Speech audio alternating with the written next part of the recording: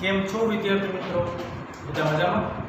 Last લેક્ચરમાં આપણે વિદ્યુત ક્ષેત્ર અંગેના દાખલા જોયા, તો હજી બાકી રહેલા વિદ્યુત ક્ષેત્ર અંગેના દાખલા આપણે શરૂ કરવાના છે.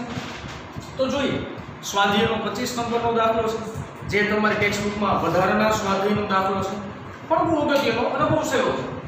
શું છે વાક્ય રચના? વાંચવાનો પ્રયત્ન કરીએ. સૌથી પહેલા આપણે નિકલના ઓઇલ ડ્રોપ પ્રયોગમાં 12 વધારાના ઇલેક્ટ્રોન ધરાવતું 12 એક વધારાના ઇલેક્ટ્રોન નાખવાના છે. એક ઓઇલ ડ્રોપ 2.55 × 10⁻⁴ ના સમાન વિદ્યુત ક્ષેત્રની હાજરીમાં, એટલે તમને જે મૂલ્ય આપ્યું છે એ વિદ્યુત ક્ષેત્રનું મૂલ્ય છે, એટલું સમાન વિદ્યુત ક્ષેત્ર ઉત્પન્ન થયેલું હશે ની અસર હેઠળ સ્થિર, આ એક શબ્દ ઉપર ખાસ ધ્યાન રાખજો, સ્થિર કીધું છે. તો જ્યારે કોઈ વસ્તુ સ્થિર હોય તો તેના પર લાગતું બાહ્ય ચોખ્ખું બળ શૂન્ય હશે, તો તે પદાર્થ સ્થિર રહી શકશે. વિદ્યુત ક્ષેત્રની અસર હેઠળ સ્થિર રાખવામાં આવ્યું છે જો ઓઇલની ઘનતા, આ ઘનતાનું કંઈક મૂલ્ય આપ્યું છે 1.26 ગ્રામ પ્રતિ સેન્ટીમીટર ક્યુબ હોય તો તે ડ્રોપની ત્રિજ્યા શોધો. અને આપણને ગુરુત્વ પ્રવેગ g નું મૂલ્ય પણ આપ્યું છે અને e નું મૂલ્ય પણ આપ્યું છે. પ્રેક્ટિકલી એવું કહે છે કે મિલિકોનનો એક ઓઇલ ડ્રોપનો પ્રયોગ છે, એમાં સમાન વિદ્યુત ક્ષેત્રમાં એક ઓઇલ ડ્રોપને તમે મૂકો છો. ઓઇલ ડ્રોપ જ્યારે નીચે પડતો હોય ત્યારે કોઈ એક જગ્યાએ તે ઓઇલ ડ્રોપ સ્થિર અવસ્થામાં આવે છે. તો ઓઇલ ડ્રોપ જે જગ્યાએ સ્થિર અવસ્થામાં આવતો હશે તે જગ્યાએ તે ઓઇલ ડ્રોપ પર લાગતું બળ કેવું હશે બાળકો? સમાન હશે. તો તે ઓઇલ ડ્રોપની ત્રિજ્યા મારે શોધવાની છે. પ્રશ્ન આવો કંઈક છે. પહેલા તો પ્રશ્નમાં આપેલા ડેટા બધાએ લખી લઈએ. સૌથી પહેલા આપણે શરૂઆત કરીએ વિદ્યુત ક્ષેત્રથી. વિદ્યુત ક્ષેત્ર સમાન વિદ્યુત ક્ષેત્ર E આપ્યું છે. E સોરી હું અહીંયા લખી દઉં. E મને મૂલ્ય આપ્યું છે 2.55 × 10⁻⁴ ન્યૂટન પર કુલમ. સમાન વિદ્યુત ક્ષેત્રની અસર હેઠળ ઓઇલની ઘનતા આપી છે. ઘનતા એટલે થશે ρ. ρ નું મૂલ્ય આપ્યું છે 1.26 ગ્રામ પ્રતિ સેન્ટીમીટર ક્યુબ. આને મારે SI અથવા MKS પદ્ધતિના એકમમાં ફેરવવું પડે, એટલે લખી શકાય 1.26 × 10⁻³ કિલોગ્રામ પ્રતિ મીટર ક્યુબ લખી શકાય. ગુણ્યા 10⁻³ કરો. મારે ત્રિજ્યા શોધવાની છે. ત્રિજ્યા એટલે થશે સ્મોલ r મારે શોધવાનો થયો. દાખલાની શરૂઆત કરતા પહેલા સૌથી પહેલા આપણે પહેલી જે લીટી પાછી વાંચીએ. મિલિકનના ઓઇલ ડ્રોપના પ્રયોગમાં 12 વધારાના ઇલેક્ટ્રોન ધરાવતું એક ઓઇલ ડ્રોપ છે. 12 વધારાના ઇલેક્ટ્રોન. તો એ પહેલા તો આપણે શું કરવું પડે? તો કે ઓઇલ ડ્રોપનો વિદ્યુત ભાર શોધવો પડે. ઓઇલ ડ્રોપ પરનો કુલ વિદ્યુત ભાર. હાલો, ઓઇલ ડ્રોપ પરનો કુલ વિદ્યુત ભાર મારી પાસે સૂત્ર છે Q = Ne. એટલે શું થશે? તો કે 12 વધારાના છે એટલે આપણે 12 લખી નાખશું. ચાલો લખીએ 12 × 10⁻⁹ આનું કેલ્ક્યુલેશન તમે કરશો એટલે તમારી પાસે આન્સર આવશે 19.2 × 10⁻⁹ કુલમ. તો આ જે તમને વિદ્યુત ભાર મળ્યો એ વિદ્યુત ભાર ઓઇલ ડ્રોપ પરનો વિદ્યુત ભાર છે. આ પહેલી લીટીમાંથી મેં આટલું કેલ્ક્યુલેશન ખાલી કર્યું. બીજી લીટીમાં આવી વિદ્યુત ક્ષેત્રની અસર હેઠળ સ્થિર રાખવામાં આવે છે. હું સ્થિર શબ્દને 2 થી 3 વાર મેં રિપીટ કર્યો, મને પણ ખબર છે, કારણ કે સ્થિર ઉપરથી જ આપણો દાખલો બનશે. સમજાવો કેવી રીતના. જો ઓઇલ ડ્રોપ છે તો એને પોતાની એક ઘનતા પણ છે, નહીં? ઘનતા પણ આવી છે ઓઇલ ડ્રોપની. તો ઘનતા હશે તો એના અનુસંધાન નીચેની દિશામાં વજનનું બળ પણ લાગતું હશે. તો આ ઓઇલ ડ્રોપને નીચેની દિશામાં લાગતું બળ, જેને આપણે કહીએ વજન બળ, જેને આપણે કેના વડે દર્શાવીએ બાળકો? mg વડે દર્શાવીએ. પરંતુ તમે ધ્યાનપૂર્વક જુઓ, ઓઇલ ડ્રોપ વિદ્યુત ક્ષેત્રની અંદર પણ છે. તો વિદ્યુત ક્ષેત્રને લીધે તે ઓઇલ ડ્રોપ પર અધો દિશામાંની જગ્યાએ ઉર્ધ્વ દિશામાં ઉપરની બાજુએ F બળ પણ લાગશે. F એટલે કે વિદ્યુત ક્ષેત્રને લીધે લાગતું બળ. અને જો મારે F નું મૂલ્ય શોધવું હોય તો F નું મૂલ્ય શું થશે બાળકો? યાદ કરો. યાદ કેમ આવશે તમને? વિદ્યુત ક્ષેત્ર ઉપરથી યાદ આવશે. વિદ્યુત ક્ષેત્રમાં શું હતું આપણે યાદ કરો તો કે E = F/Q થતું હતું. તો F = EQ થશે. નીચેની દિશામાં વજનને કારણે વજન બળ જેને આપણે mg કહીએ છીએ અને ઉપરની દિશામાં વિદ્યુત ક્ષેત્રને કારણે લાગતું વિદ્યુતીય બળ પરસ્પર બંને વિરુદ્ધ દિશાના બળ છે જો પરસ્પર બંને વિરુદ્ધ દિશાના અને સમાન મૂલ્યના બળ હોય તો તે ઓઇલ ડ્રોપ કોઈ પણ જગ્યાએ સ્થિર અવસ્થામાં રહેશે તો આપણે વાત કરીએ છીએ ઓઇલ ડ્રોપ પર લાગતા બળની આપણે લખી શકીએ સિમ્પલ આ બે બળ સમાન જ હશે તો જ એ સ્થિર હશે આમ લખી શકાય કે અધો દિશામાં માં લાગતું વજન બળ બરાબર ઉર્ધ્વ દિશામાં લાગતું વિદ્યુતીય બળ આ બેના મૂલ્ય કેવા હશે બાળકો સમાન જ હશે અધો દિશામાં લાગતું વજન બળ કેટલું છે mg ઉર્ધ્વ દિશામાં લાગતું વિદ્યુતીય બળ કેટલું છે તો કે eq જેટલું હવે પ્રશ્ન આવ્યો m નો જો g તો તમને રકમમાં અહીં આપી દીધો છે બરાબર ને e તો સમાન વિદ્યુત ક્ષેત્ર તો છે જ એમાં મને કે ડાઉટ નહીં હોય q મેં શોધી લીધો પ્રશ્ન ક્યાં બન્યો પ્રશ્ન બન્યો m માં ચાલો આપણે m શોધીએ સૌથી પહેલા ધ્યાનથી જોજો આની પરથી m શોધવા માટે મારી પાસે પ્રચલિત સૂત્ર છે ઘનતા બરાબર દળના છેદમાં કદ ઘનતા બરાબર દળના છેદમાં કદ થાય મારે દળ શોધવાનું છે દળને સૂત્રને કરતા બનાવીએ તો ઘનતા ગુણ્યા કદ કદ એટલે શું તો કે ઓઇલ ડ્રોપનું કદ થયું હવે ઓઇલ ડ્રોપ કેવું હશે ચોરસ હશે ત્રિકોણ હશે કેવું હશે ભાઈ ગોળ જ હોય તો તેનું કદ શું લખી શકાય m = ρ v એટલે 4/3 pi r cube આ 4/3 pi r cube જે મેં લખ્યું છે ઈ 4/3 pi r cube ઈ મળ્યું મને ઓઇલ ડ્રોપનું કદ મળ્યું તો m ની આખી કિંમત અહીંયા મૂકી શકાય ચાલો m ની આપણે અહીંયા કિંમત મૂકીએ સિમ્પલ આ m ની કિંમત હું અહીંયા મૂકું છું ચાલો મૂકું 4/3 ρ pi r cube into g તો અહીંયા m નો જ છે is equal to eq મારે શું શોધવાનું છે તો રકમમાં વાંચો છે ને ત્રિજ્યા શોધવાની છે ત્રિજ્યા એટલે શું થશે r થશે r ને આપણે સૂત્રનો કરતા બનાવવો પડે ચાલો બનાવીએ rq is equal to જોજો e અને q m નો રહેશે આ તમનો હામે ગુણાકાર આનો ગુણાકાર આના છેદમાં ચોકડો ભાગાકારમાં into ρ આવશે into g આવશે into pi આવશે આ બધી કિંમત મારી પાસે ઓલરેડી છે તો બધી કિંમત હું આ સૂત્રની અંદર સિમ્પલ મૂકી દઉં ચાલો મૂકીએ r cube is equal to ત્રગડો એટલે ખબર e એટલે 2.55 ગુણ્યા 10 ની -4 2.55 ગુણ્યા 10 ની -4 q એટલે વિદ્યુતભાર અહીંયા મને વિદ્યુતભાર મળેલો છે બેટા વિદ્યુતભાર કયો આવે ઓઇલ ડ્રોપ પરનો વિદ્યુતભાર આવે ચાલો જેનું મૂલ્ય મને શું મળ્યું 19.2 ગુણ્યા 10 ની -19 ઘાત આખાના છેદમાં ચોગડો તો m નો મધ રહેશે ρ એટલે ઘનતા કેટલી છે 1.26 ગુણ્યા 10 ની 3 ઘાત ગુણ્યા g આવ્યું છે મને 9.81 બેટા રકમમાં મને 9.81 આપ્યું છે એટલા માટે મેં લીધું બાકી એને આપણે જનરલી નિયર અબાઉટ 10 પણ લઈ લેતા હોય કોઈ પણ 9.8 લઈ લેતા હોય પણ જો રકમમાં ચોખવટ કરેલી હોય તો તમને રકમની જ કિંમત અહીંયા મૂકવાની g ની કિંમત મેં મૂકી દીધી છે ત્યારબાદ છે પાઈ એટલે મૂકશું 3.14 આખાનું કેલ્ક્યુલેશન કરશો એટલે r ક્યુબ નો જવાબ આવશે 0.947 ગુણ્યા 10 ની -18 ઘાત જવાબ આવશે 0.947 ગુણ્યા 10 ની -18 ઘાત જવાબ આવશે r ક્યુબ નો જવાબ છે મારે શોધવાનો છે r નો હવે જો અહીંયા ઘન તો સામે તો શું થશે ઘનમૂળ આ જો આ બધું ઘનમૂળ કાઢશો તો મારી પાસે ફાઇનલ આન્સર આવતો હશે 0.928 ગુણ્યા 10 ની -6 ઘાત મીટર આ મને મળ્યો મારો ફાઇનલ આન્સર આ જે ત્રિજ્યા મળી તે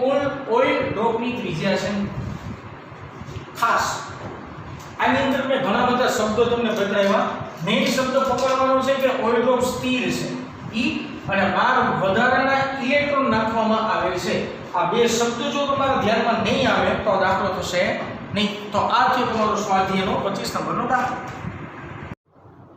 ઉદાહરણ નંબર 8 પછી આપણે જોવાનું છે ઉદાહરણ નંબર 9 આ દાખલામાં ખાસ ધ્યાન આપજો, જે બાળકોને દિશામાં બળમાં તકલીફ થાય છે એ વ્યક્તિને ખાસ આ દાખલો વ્યવસ્થિત જોવાનો, એટલે જૂના બધાય જે મનમાં ક્વેશ્ચન રહી જતા છે બધા સોલ્વ થશે. શું વાત છે એટલે વાક્ય રચના આપણે સૌથી પહેલા જોઈએ કે 10⁻⁸ કુલમ અને -10⁻⁸ કુલમ. એનો મતલબ એવો થયો કે આ પ્લસ વીજભાર હશે અને આ કેવો વીજભાર ધરાવે છે માઈનસ. 10⁻⁸ ને ભૂલી જાઓ તો આ પ્લસ ક્યુ કહેવાય અને આને માઈનસ ક્યુ કહેવાય. સિમ્પલ લોજિકમાં મૂલ્યના બે બિંદુઓ વિદ્યુતભારો અનુક્રમે Q1 અને Q2 એકબીજાથી 0.1 મીટરના અંતરે મૂકેલા છે. બે વિદ્યુતભાર એકબીજાથી 0.1 મીટરના અંતરે મૂકેલા છે. આકૃતિમાં દર્શાવેલ A, B અને C બિંદુએ વિદ્યુત ક્ષેત્ર. આકૃતિમાં ત્રણ બિંદુઓ દર્શાવેલા છે, તમને દર્શાવી દઉં. આ A બિંદુ છે, આ C બિંદુ છે અને આ B બિંદુ છે. આ ત્રણેય બિંદુ આગળ આપણે વિદ્યુત ક્ષેત્રની ગણતરી કરવાની છે. દાખલો શરૂ કરતા પહેલા થોડી બાબતો આપણે વિચારી લઈએ. સૌથી પહેલા બધા વચ્ચેનું અંતર એકબીજાથી 0.1 મીટર અંતર. એનો મતલબ એવો થયો કે Q1 થી Q2 વચ્ચેનું અંતર એ 0.1 મીટર, Q1 થી C વચ્ચેનું અંતર 0.1, Q2 થી C વચ્ચેનું અંતર 0.1. બીજી વાત, Q1 થી B વચ્ચેનું અંતર 0.05, 0.1 થી અડધું, જે મને રકમમાં આપી દીધેલું છે. મારે એવું શોધવાનું છે કે આ વિદ્યુતભાર અને આ વિદ્યુતભાર દ્વારા, આ બંને વિદ્યુતભાર દ્વારા A, B અને C પાસે કેટલું વિદ્યુત ક્ષેત્ર ક્રિએટ થતું હશે તે મારે શોધવાનું છે. મારે વિદ્યુત ક્ષેત્ર શોધવાનું હોય તો વિદ્યુત ક્ષેત્ર સદિશ રાશિ છે, તો સદિશ રાશિમાં તેનું મૂલ્ય અને તેની દિશા આ બંને વસ્તુ કન્સિડર કરવી જોઈએ. એટલે આપણે આ દાખલો ગણતા ગણતા સદિશની દિશા વિશે પણ ધ્યાન રાખશું, એનો પણ જવાબ મેળવવાનો પ્રયત્ન કરવો પડશે. સૌથી પહેલા શરૂઆત કરી A થી શરૂઆત કરીએ, પછી B પર અને પછી C પર જશું. A થી શરૂઆત કરીએ. Q1 વિદ્યુતભારને લીધે A પર કઈ વિદ્યુત ક્ષેત્ર ક્રિએટ થતું હશે, એવી રીતના Q2 વિદ્યુતભાર વડે પણ A પર વિદ્યુત ક્ષેત્ર ક્રિએટ થતું હશે અને પછી ફાઇનલી આપણે A પર પરિણામી વિદ્યુત ક્ષેત્ર શોધવાનું. આટલા દાખલાના સ્ટેપ થયા. સૌથી પહેલા વાત કરીએ Q1 વિદ્યુત ભારને લીધે A પાસે મળતું વિદ્યુત ક્ષેત્ર અથવા તો A પાસે ઉત્પન્ન થતું વિદ્યુત ક્ષેત્ર. ચાલો સિમ્પલ. આની સાઇન કેવી છે, નિશાની કેવી છે, પ્લસ છે. તો પ્લસ દ્વારા બનતું વિદ્યુત ક્ષેત્ર કઈ દિશામાં હોય તો કે બહાર નીકળતી દિશામાં. તો Q1 વિદ્યુતભારને લીધે A પર ઉદ્ભવતું વિદ્યુત ક્ષેત્ર કઈ દિશામાં આવે, આ દિશામાં આવે. આપણે એને શું કહેશું, જમણી બાજુ કહેશું. તો Q1 વિદ્યુતભારને લીધે A પાસે મળતું વિદ્યુત ક્ષેત્ર અહીંયા સાઈડમાં દિશા દર્શાવતો જાઉં છું, કઈ બાજુ આવશે તો કે જમણી બાજુ આવશે. હું દિશા બધામાં બ્લેક માર્કરથી લખતો જાશ અને આ એરો ભૂસી નાખું છું, દિશા આ દિશામાં આવશે. ઓકે, તો સિમ્પલ. વિદ્યુત ક્ષેત્રનું મૂલ્ય ગોતવું તો એને આપણે કહીએ EA1. A પર 1 વડે આવી રીતના લખી શકાય EA1. સૂત્ર શું છે મારી પાસે, K Q1 ના છેદમાં R2. R2 એટલે કે તે બે વચ્ચેનું અંતર, તે બે વચ્ચેનું અંતર 0.05 એટલે કે 0.1 કરતા અડધું છે, એનો વર્ગ કરી નાખશું. બધી કિંમત મૂકીએ. ચાલો 9 × 10⁹ ગુણ્યા Q1 એટલે 10⁻⁸, 10⁻⁸ ના છેદમાં R એટલે તો કે R એટલે 0.05 નો સ્ક્વેર. આ હું મળ્યું મને તો કે R² ની કિંમત મૂકશો એટલે મારી પાસે જવાબ બનશે E1 A = 3.6 × 10⁴ ન્યૂટન પર કુલમ થયું. શું જવાબ મળ્યો તો કે Q1 વિદ્યુતભારને લીધે A બિંદુએ મળતું વિદ્યુત ક્ષેત્ર આટલું હશે. ત્યારબાદ વાત કરીએ Q2 વિદ્યુતભારને લીધે A પર ઉદ્ભવતું વિદ્યુત ક્ષેત્ર. ઓકે, વાત કરીએ હવે Q2 વિદ્યુતભાર પર. Q2 વિદ્યુતભારને લીધે A પાસે મળતું વિદ્યુત ક્ષેત્ર. ચાલો વાત કરવાની છે Q2 ને લીધે કેટલું ક્ષેત્ર ક્રિએટ થાય છે. હવે ધ્યાન આપો. બીજી વાત મેં તમને સૌથી પહેલા કીધું હતું ચોખવટપૂર્વક કે Q1 ને લીધે A પર આ દિશામાં, એને આપણે નામ આપ્યું EA1. Q2 ને લીધે કઈ દિશામાં મળે સમજીએ. આ નિશાની કેવી છે માઈનસ, તો ઋણ નિશાની આવતી હોય મતલબ ક્ષેત્ર અંદર જતી દિશામાં હોય તો Q2 ને લીધે A પર મળતું ક્ષેત્રફળ કઈ દિશામાં છે, આ દિશામાં છે, જેને આપણે નામ આપી દઈએ E A2 નામ આપી દઈએ. બેની દિશા કેવી થઈ, સમાન દિશા છે. અને બેટા અહીંયા માઈનસ હોય કે પ્લસ હોય, મૂલ્યની ચર્ચા કરતા હોય તો આંકડામાં બધું પ્લસ જ લખવાનું. અહીંયા લખીએ E A2 કે Q2 ના છેદમાં R². R અંતર કેટલું છે 0.05. કિંમત મૂકીએ 9 ગુણ્યા 10 ની 9 ઘાત ગુણ્યા Q2 એટલે -10 - 8. પણ અહીંયા આગળ માઈનસ નિશાની ભૂલી જાય કારણ કે મૂલ્યની ચર્ચા છે. 10 ની -8 ના છેદમાં R² એટલે તે બે વચ્ચેનું અંતર 0.05 નો સ્ક્વેર. આ બે સ્ટેપ મને સરખા દેખાય છે તો આન્સર આવો જ કંઈક આવવો જોઈએ. A2 3.6 * 10⁴ ન્યૂટન પર કુલમ્બ. આ તમારો ફાઇનલ આન્સર. હવે મારે શું શોધવાનું છે તો કે A બિંદુ પાસે આ બંને વિદ્યુત ભારને લીધે મળતું પરિણામી વિદ્યુત ક્ષેત્ર. A બિંદુ પાસે આ બંને વિદ્યુત ભારને લીધે મળતું પરિણામી વિદ્યુત ક્ષેત્રની દિશા ગોતવી છે તો દિશા કઈ છે ધ્યાન આપજો. આ દિશા પણ કઈ થઈ, જમણી બાજુ થઈ. પરિણામીની વાત કરી તો પરિણામીની દિશા કઈ મળે તો કે જે બે દિશાઓ એ પરિણામી દિશા કઈ બનશે, જમણી બાજુ જ મળશે. આપણે વાત કરીએ બંને વિદ્યુત ભારને લીધે A પાસે મળતું પરિણામી વિદ્યુત ક્ષેત્ર. બંને એક જ દિશામાં છે, એક જ દિશામાં હોય તો સિમ્પલ સૂત્રનો બેટા સરવાળો. વિરુદ્ધ દિશામાં હોય તો શું થાય આગળ ઉપર જોઈએ. આ જ દાખલાની અંદર આવશે બેટા. ચાલો તો આપણે પરિણામીને નામ આપીએ EA બેનો સરવાળો EA1 + EA2 કિંમત મૂકીએ 3.6 * 10⁻⁴ સોરી +4 વત્તા 3.6 * 10⁴. હાલો 10⁴ કોમન નીકળે, 36 બોલતે 7.2 ક્રોસ 10⁴ ન્યૂટન પર કુલમ્બ. આ મળ્યું મને A પાસે ઉદ્ભવતું વિદ્યુત ક્ષેત્ર. A પાસે ઉદ્ભવતું પરિણામી વિદ્યુત ક્ષેત્ર. જો મારે દિશાની ચર્ચા કરવી હોય તો આની દિશા આવશે જમણી બાજુ.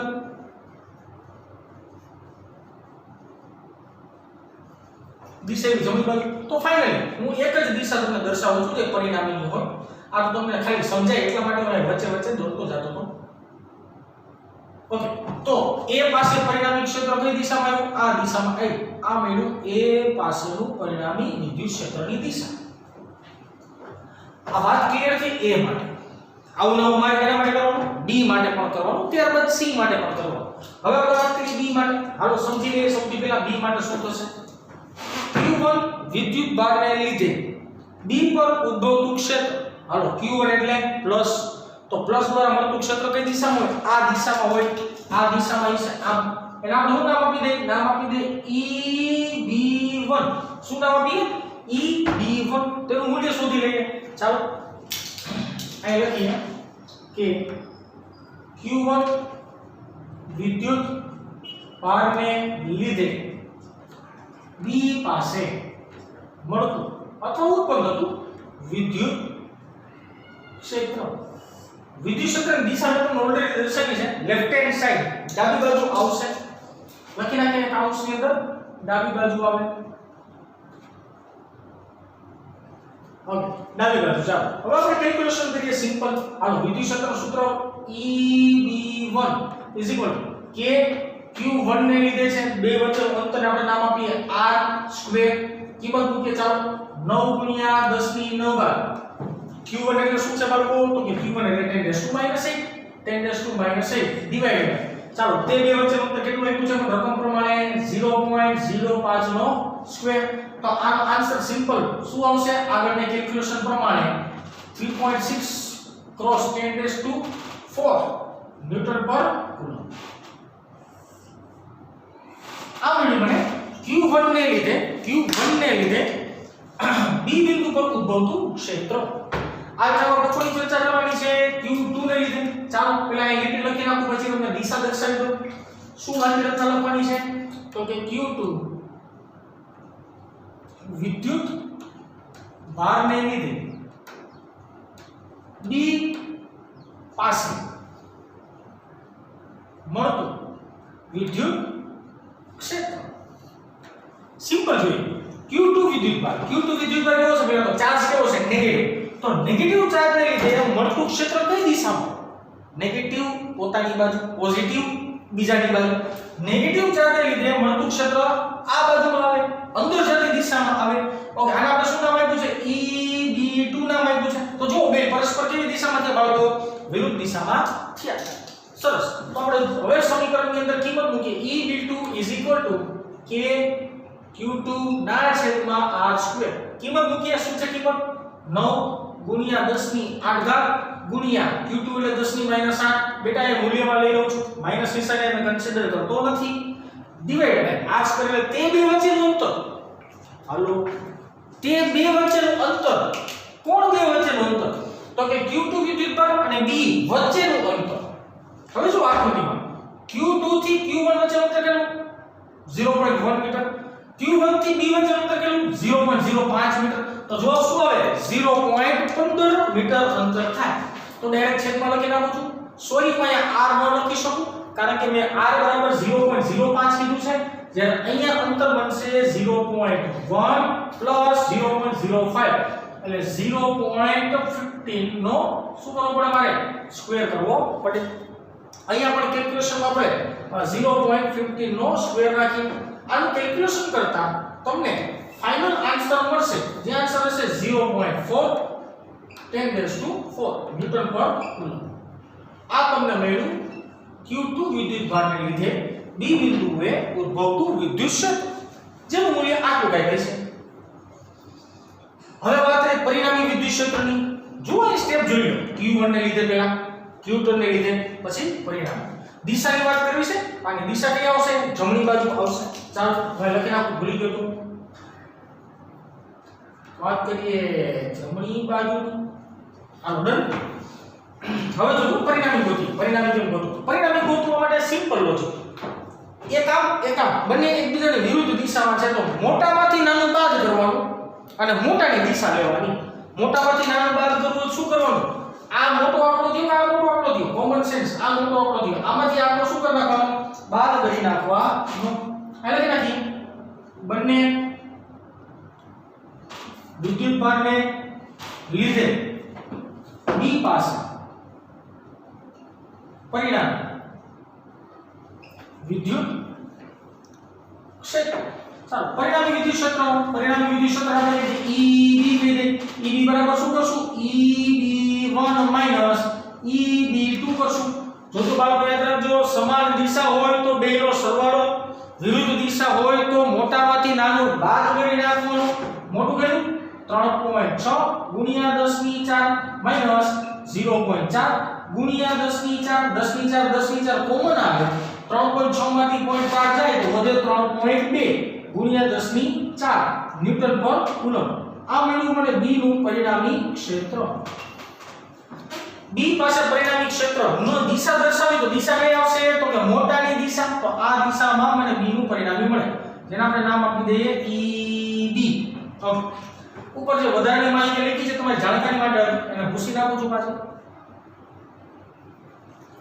ઓકે તો મૂળ વાત તો એવી છે A અને B ની તો વાત થઈ ગઈ ત્રીજી વાત છે ને ઈ ખાસ સમજવા જેવી છે કારણ કે આમાં તો બહુ ઈઝી સ્ટેપ હતા આમાં કઈ બહુ અઘરું નહોતું સોરી વાળી દિશા લખતા અહીંયા ભૂલી ગયો મારું ધ્યાન નહીં લેફ્ટ હેન્ડ સાઈડ આવશે ડાબી બાજુ એટલે કે દિશાની વાત થતી હોય તો ડાબી બાજુ થાય ઓકે આ વાત કરતા હતા C બિંદુ પાસે થોડું કોમ્પ્લિકેટેડ ધ્યાન આપજો સૌથી પહેલા હું જે કહેવા માંગુ છું ને સમજવાનું છે Q1 ચાર્જ કેટલો 10⁸ -8 સોરી Q2 પર ચાર્જ કેટલો -10⁻8 હું ધારો કે મૂલ્યની દ્રષ્ટિએ વાત કરતો હોય તો આની પાસે 10⁻8 આની પાસે 10⁻8 બેટા હું મૂલ્યની વાત ચોખવટ કરું છું મૂલ્યની વાત આવતી હોય તો બે મૂલ્યની દ્રષ્ટિએ તો બે સમાન છે બે વિદ્યુતભાર મૂલ્યની દ્રષ્ટિએ 100% કેવા છે સમાન છે બીજી વાત Q1 થી C નું અંતર Q2 થી C નું અંતર આ બે અંતર જો આ બે અંતર શું 0.1 બે વિદ્યુત ભાર મૂલ્યની દ્રષ્ટિએ સમાન અને ત્યાંથી નવું બિંદુ C નું અંતર પણ સમાન. હજી એકવાર બોલું, બે વિદ્યુતભાર પરનું મૂલ્ય સમાન, ત્યાંથી બેનું અંતર પણ સમાન. તો બેનો જવાબ આવે, જવાબ કેવો આવે? 100% સમાન જ આવવાનો ને. તો સૌથી પહેલા નાના વાક્યરચના લખી નાખીએ કે mod of q1 is equal to mod of q2. જો તમે માનાંકીય મૂલ્યમાં કન્વર્ઝેશન થાય, બંને મૂલ્ય બે સમાન હોવાથી અને વિદ્યુત ભારોથી C બિંદુ વચ્ચેનું અંતર સમાન હોવાથી, બે વચ્ચેનું અંતર એ સમાન હોવાથી ઉદ્ભવતું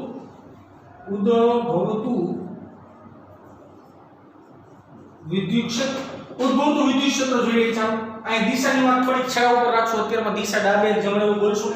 ઉદ્ભવતું વિદ્યુત ક્ષેત્ર શોધીએ. ચાલો ઉદ્ભવતું વિદ્યુત ક્ષેત્ર તો સમાન દિશા આપણે શું નામ આપશું? EC1 બરાબર EC2. આ બેના મૂલ્ય કેવા આવશે? 100% સમાન. હવે સૂત્ર બનાવીએ કે મનમાં પ્રશ્ન, કયું વિદ્યુતભાર લખાય? Q1 લખાય, Q2 લખાય? ગમે એ લખાય ને. મૂલ્યની દ્રષ્ટિએ જો તમે ચોખવટ કરતા હો તો Q1 લખો તોય વાંધો નથી, Q2 લખો તોય વાંધો નથી. મને મજા આવે એટલે હું Q1 લખું. તે બે વચ્ચેનો અંતર, બે વચ્ચેનો અંતર એ સરખું 0.1 નો સ્ક્વેર.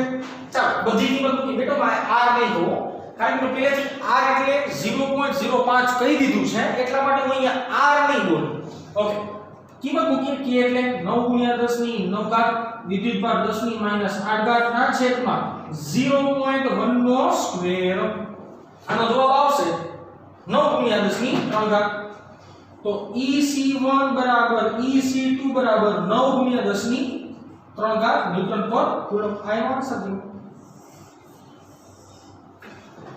ઓકે, આ બંને વિદ્યુતભારને લીધે C પર ઉદ્ભવતું આ વિદ્યુત ક્ષેત્ર મેળવો. બેટા આપણે તો પરિણામી ગોતવાનું હોય ને કે C પર પરિણામી કેટલું લાગશે. હે, ચાલો પરિણામી વિચારીએ. હવે થોડું આકૃતિમાં ખાસ ધ્યાન આપજો. અહીંથી આકૃતિ સમજવો છે. ચાલો પાછી વાત રિપીટ કરીએ. Q1 પર કેવો ચાર્જ? પ્લસ માઈનસ માં જાઉં છું, ભૂલ્યા નથી બોલતો, ખાલી પ્લસ માઈનસ. Q1 પર કેવો ચાર્જ? પ્લસ. Q2 પર કેવો ચાર્જ? માઈનસ. પ્લસ હોય તો ક્ષેત્ર બહાર નીકળતું, માઈનસ હોય તો ક્ષેત્ર અંદર જતું. સરસ. Q1 વિદ્યુતભારને લીધે C પર ઉદ્ભવતું ક્ષેત્ર કઈ દિશામાં? તો કે બહાર નીકળતી દિશામાં. એને આપણે નામ શું આપશું? એને આપણે નામ આપી દઈએ. ચાલો EC1 કહી દઈએ. Q2 વિદ્યુતભાર નેગેટિવ ચાર્જ છે, નેગેટિવ દ્વારા C પાસે ઉદ્ભવતું ક્ષેત્ર કઈ દિશામાં? તો કે અંદર જતી દિશામાં, એટલે આ દિશામાં. શું નામ આપશું? EC2 નામ આપી દઈએ. આમ તો બેટા એક જ અક્ષ ઉપર કાર્યક્રમ હતો એટલે મને તકલીફ નહોતી. જો બે એક જ દિશામાં હતા તો અહીંયા બે સરવાળા કરી નાખ્યા. સિમ્પલ. જો અહીંયા બે વિરુદ્ધ દિશામાં હતો તો પ્રેમથી મેં મોટામાંથી નાનું બાદબાકી કરી નાખ્યા. પણ અહીંયા સરવાળા બાદબાકી નહીં થાય. શું કરવા? તો કે x અક્ષમાં નથી આવતો સદિશ, y માં નથી, બેયમાં ભેગો હોય એમ. તો આને વાળું કરવું પડે સોલ્વ કરવા માટે. સબાચોકોની રીત વાપરવી પડે. સબાચોકો બનાવી નાખીએ આપણે સિમ્પલ. સબાચોકો આ સદિશ બન્યો. આ જે સદિશ બનતો હશે ઈ હોય છે પરિણામી સદિશ EC.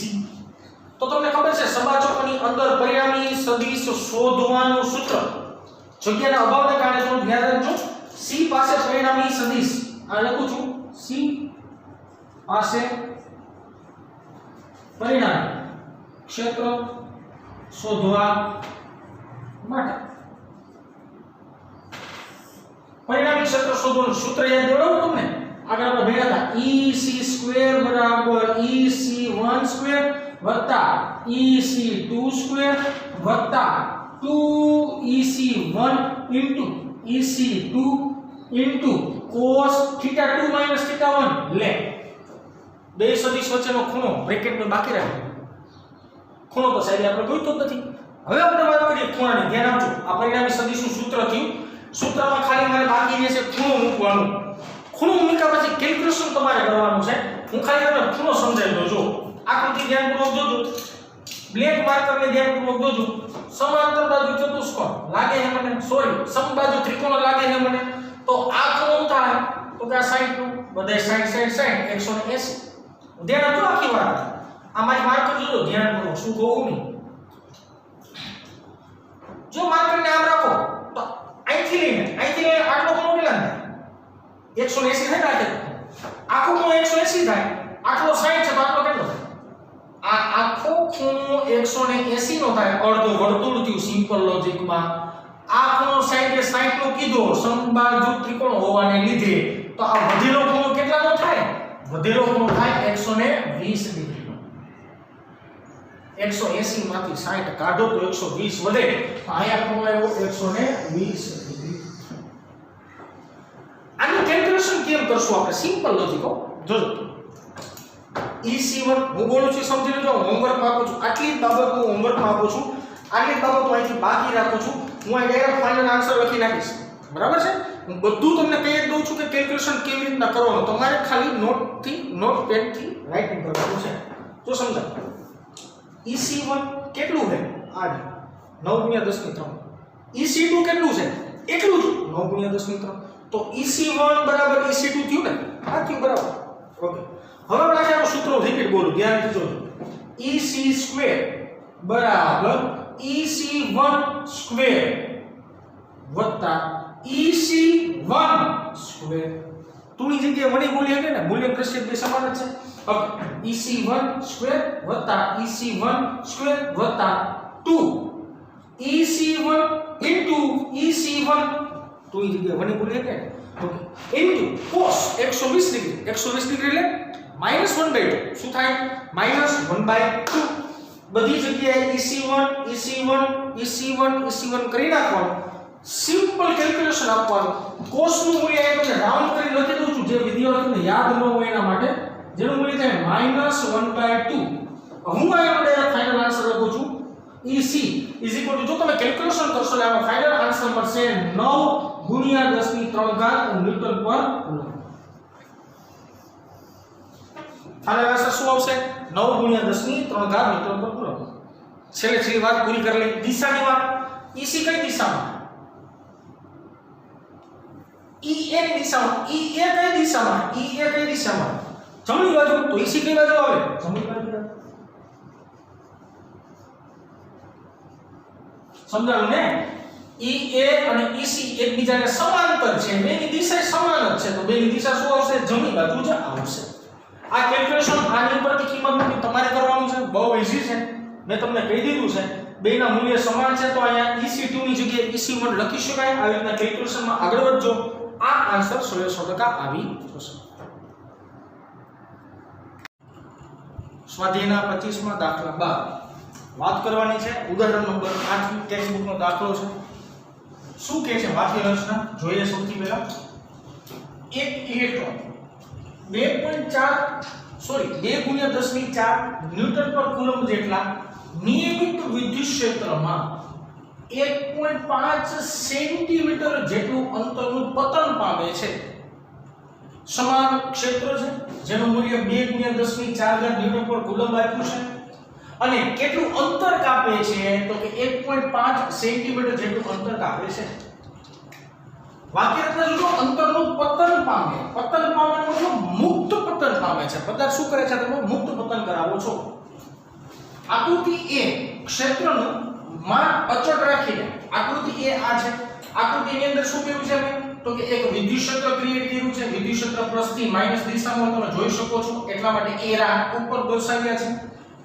ઇલેક્ટ્રોન નીચેની દિશામાં ખબર જ છે ઇલેક્ટ્રોન હંમેશા વિદ્યુત ક્ષેત્રની વિરુદ્ધ દિશામાં ગતિ કરે જો કન્ફ્યુઝન થાય તો વિચારી લેવાનું કે અહીંયા પ્લસ ચાર્જ હોય આ નેગેટિવ ચાર્જ છે બંને વચ્ચે આકર્ષણ થાય તો સ્વાભાવિક છે ઇલેક્ટ્રોન ક્ષેત્રની વિરુદ્ધ દિશામાં હશે અને મુક્ત પતન પામે છે મુક્ત પતનની અંદર અંતર કેટલું કાપે છે ડિસ્ટન્સ તમે જોશો ને તો ડિસ્ટન્સ આપણે d કહી દઈએ તો અહીંથી લઈને આટલું ડિસ્ટન્સ d નું મૂલ્ય તમને આપ્યું છે 1.5 સેન્ટીમીટર આટલું ડિસ્ટન્સ આપ્યું છે બંને બાજુ ડિસ્ટન્સ સમાન જ છે બે આકૃતિમાં એટલે મેં વચ્ચે લખી નાખ્યું આ પહેલો પ્રશ્ન થયો બીજો પ્રશ્ન શું કહે છે અચળ રાખીને તેની દિશા ઉલટાવવામાં આવે વિદ્યુત ક્ષેત્ર આટલું જ રાખવાનું પરંતુ એની દિશા ઉલટાવવાનું એટલે કે પેલા વિદ્યુત ક્ષેત્ર ઉપર તરફની દિશામાં હતું હવે વિદ્યુત ક્ષેત્ર નીચે તરફની દિશામાં લાગવા માંડ્યું છે તેમાં એક પ્રોટોન તેટલા જ અંતરનું પતન પામે છે પહેલી આકૃતિમાં ઇલેક્ટ્રોનને મુક્ત પતન કરાવીએ છીએ, બીજી આકૃતિમાં પ્રોટોનને મુક્ત પતન કરાવીએ છીએ.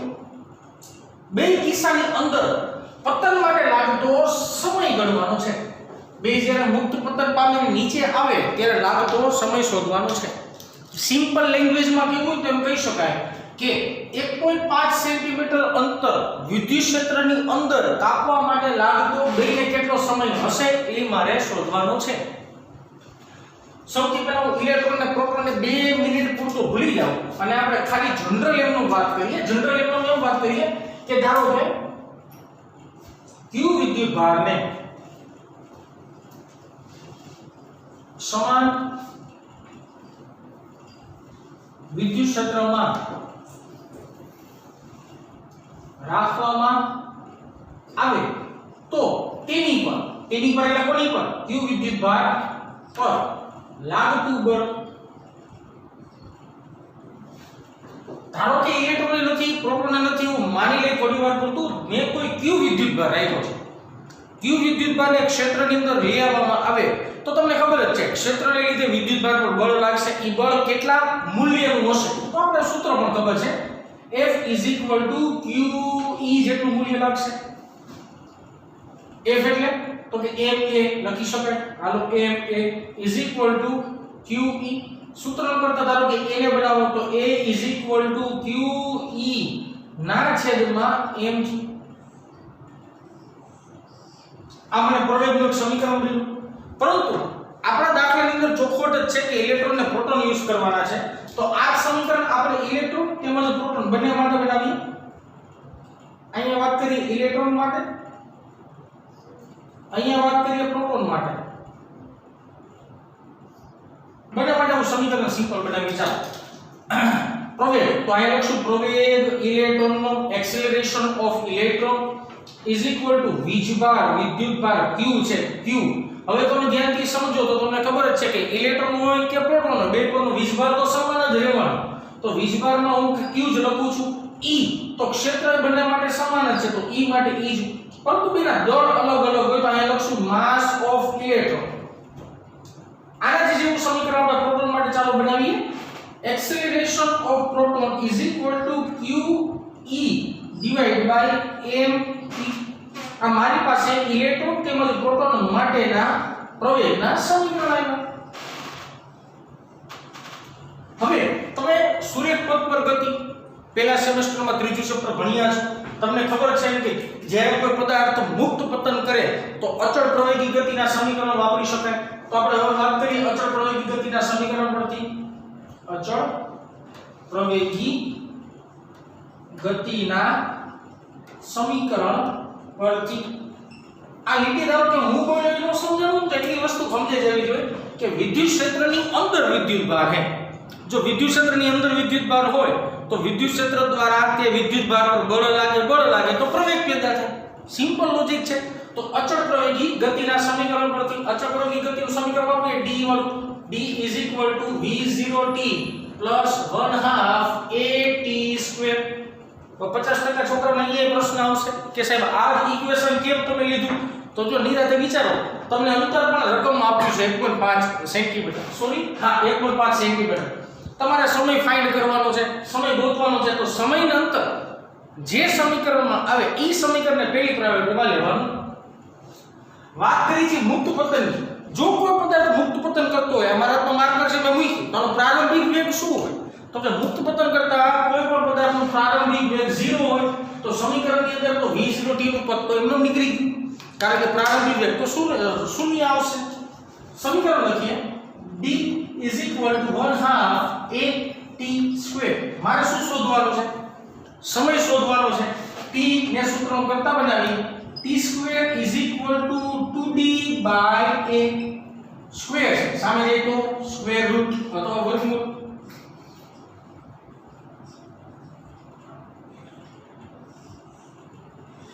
આ મને સમીકરણ મળ્યું સમયનું સિમ્પલ. વાત છે અહીંયા પ્રોટોન અને ઇલેક્ટ્રોન માટે. તો આ સમીકરણના પણ આપણે બે ભાગ કરવા પડે. એક પ્રોટોનની ચર્ચા કરવી પડે, એક ઇલેક્ટ્રોનની ચર્ચા કરવી પડે. હાલો બેની આપણે વારાફરતી ચર્ચા કરીએ. અહીંયા વાત કરું છું ઇલેક્ટ્રોન માટે અને અહીંયા હું વાત કરીશ પ્રોટોન માટે. હવે તમે ધ્યાનપૂર્વક જો જો આ સમીકરણની અંદર પ્રોટોન હોય તો પ્રવેગ આવો મળે, ઇલેક્ટ્રોન હોય તો ઇલેક્ટ્રોન હોય તો પ્રવેગ આવો મળે, પ્રોટોન હોય તો પ્રવેગ આવો મળે. હાલો સમીકરણ બનાવીએ મસ્ત મજાના. T under 2d by a e acceleration of electron. હાલ અહીં બનાવી T under 2d by a e acceleration of proton. a e અને a p ની બાજુમાંથી કિંમતો ઉપાડી લઈએ આપણે. ચાલો T under 2dm ના છેદમાં a e નો મતલબ q e by m e છેદમાં આવશે q e છેદનો છેદ અંશમાં અહીંયા આવશે m e. એવી રીતના અહીંયા જે તમને મળ્યો અહીંયા લખી નાખું છું ટાઈમ ઓફ ઇલેક્ટ્રોન, અહીંયા લખું છું ટાઈમ ઓફ ઇલેક્ટ્રોન. આવું પ્રોટોન માટે સમીકરણ બનાવીએ. Time of proton under 2d ના છેદમાં ap એટલે શું છે q e ના છેદમાં mp. ચાલો મૂકીએ કિંમત છેદનો છેદ અંશમાં. અહીંયા આપણે બધી કિંમત છે આપણી પાસે, બધી કિંમત એટલે જો સમજાવો 2 તો 2 d એટલે અંતર છે મારી પાસે 1.5 સેન્ટીમીટર. સેન્ટીમીટરમાંથી કેમાં કન્વર્ટ કરવા જવું પડે મીટરમાં. 1.5 ગુણ્યા 10 ની માઈનસ 2 ઘાત. માસ ઓફ ઇલેક્ટ્રોન, ઇલેક્ટ્રોનનું દળ કેટલું હોય 9.1 ગુણ્યા 10 ની માઈનસ 31 ઘાત. q એટલે વિદ્યુતભારનું મૂલ્ય કેટલું હોય 1.6 ગુણ્યા 10⁻⁻90. e વિદ્યુત ક્ષેત્રનું મૂલ્ય પણ તમને અહીંયા આપ્યું છે. ક્યાં ગયું આ ગયું. વિદ્યુત ક્ષેત્રનું મૂલ્ય છે 2 ગુણ્યા 10 ની 4 ઘાત. એવી જ રીતના અહીંયા માસ ઓફ પ્રોટોન ખાલી ચેન્જ થાય, બીજી બધી રાશિ એમનો લખવાની થાય.